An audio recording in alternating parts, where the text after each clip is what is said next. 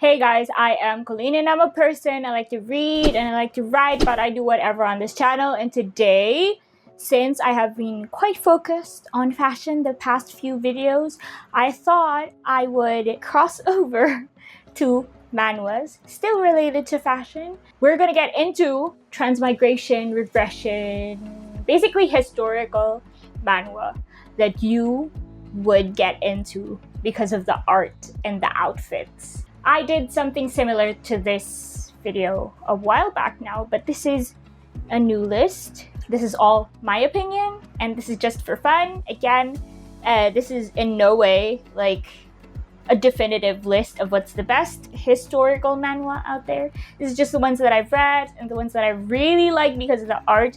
I find that I'm quite specific about preference in art styles. I can't really explain it. It's just that if I don't like the art, I tend to drop it immediately. I'm going to mention first the two that I already mentioned in a previous video. First one is I Shall Master This Family.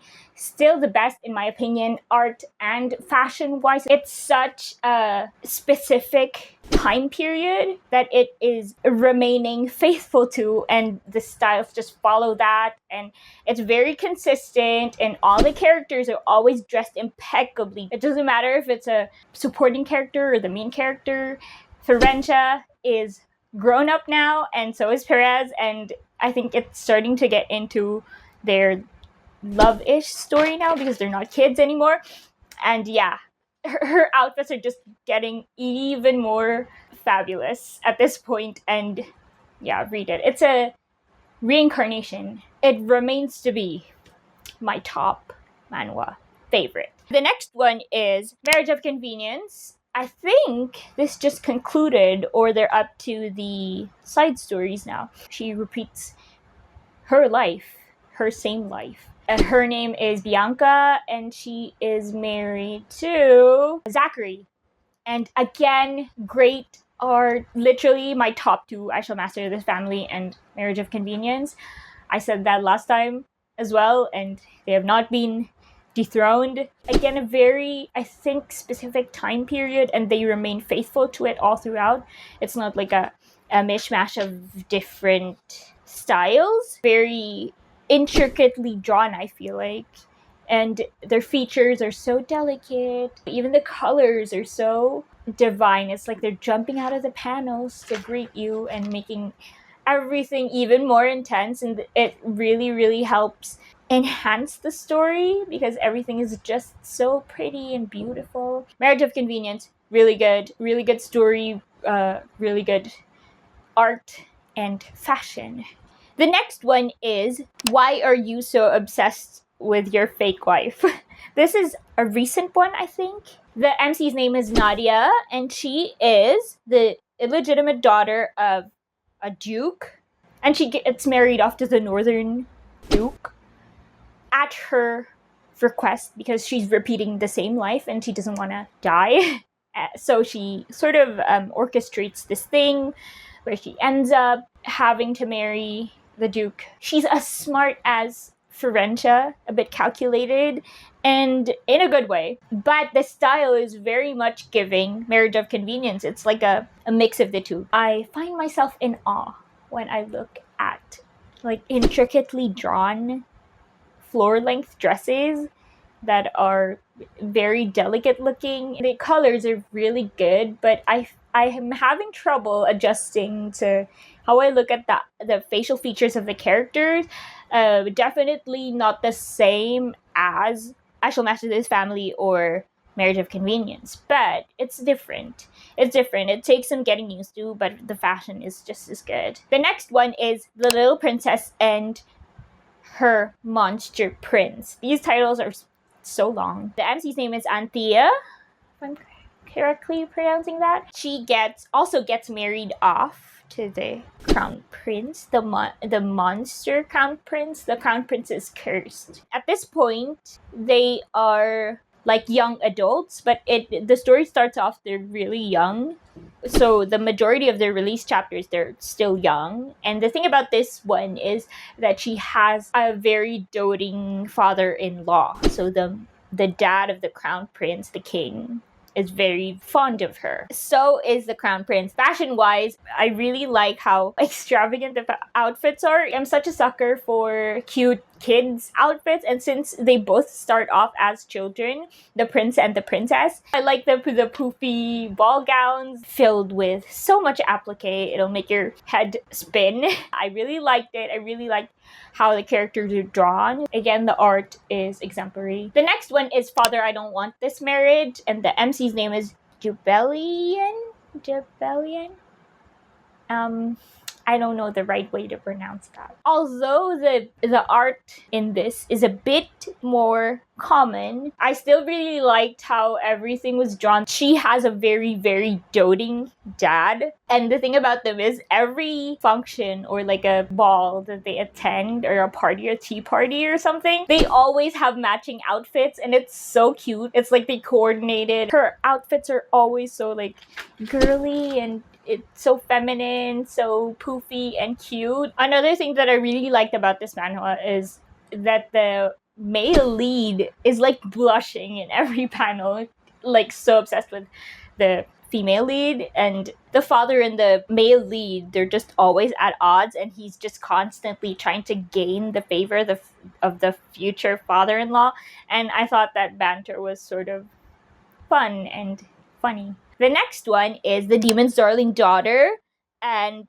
I remember particularly that this one has a really good start to it. I believe she lives her childhood in captivity. I can't remember through what means, but she discovers that she is the daughter of the demon Duke, and she escapes to ask for child support so she can run away, and she's like practicing how to say child support as a little like toddler. I don't say demon as in like a really bad guy. He was literally a demon and she was the demon's daughter. And I remember that she is made to wear a lot of cute outfits when she gets to the Duke's place. And again, starts off while she's still a child. So this is a lot of children's outfits, little dresses that are so cute. This one, I don't remember much, I'm not gonna lie. The Archduke's Adopted Saint. I think this is the one where she is a child in the temple, and a lot of them are getting trained to become saints. She wants to fake assassinate the Duke so that the Duke would get mad and kill her because she doesn't want to live anymore. But instead, the Duke takes her in and takes care of her and dotes on her. Again, it's a lot of cute girl outfits, toddler outfits, and this is the one where the prince is like in a coma, I believe. It's just a lot of factors. But yeah, the outfits are cute, and go give it a read. Maybe you'll remember it better than I did. Author of My Own Destiny, I think this is 100+ chapters now. This is where she gets reborn into the character of the Villainous. Although she is prepared to live the life and avoid the life of the Villainous, everything in the story sort of rewrites itself as if she's the main lead. I believe this is the one where all the characters are sort of slightly in love with her, even the original female lead. Nothing really happens that points toward suffering or her having to go through a villain's route. I think she and the male lead grew up together, almost, because at the beginning, no one knew that the crown prince was the crown prince, the male lead, and he was living in squalor, basically, and he applied as a mercenary to fight in the war with the North. So that's how they meet. He ends up injured, she saves her with the magic, and then they both get taken in by the Duke. The one that I was reading just a while ago, Being Loved for the First Time. This manhwa, they're still babies, and she is living her 100th life. She has this tremendous power to save the world, and all 99 lives, everyone around her sort of pushed her to die in the name of saving the world. And it was all very cruel, and everyone was mean to her and saying that she should because she could. And on her 100th life, she gets reborn into this very doting family. They're like pink-haired babies, and it's just basically a happy family, which is not used to. And they all love her so much. There's no like evil stepsister in the story. If you're going to read this and you want to see a grown-up, wait a little, because they're all still kids, but the art is so cute and their eyes are so big and their outfits are so cute. I think it's really adorable. The next one is I Became the Tyrant's Dishonest Advisor.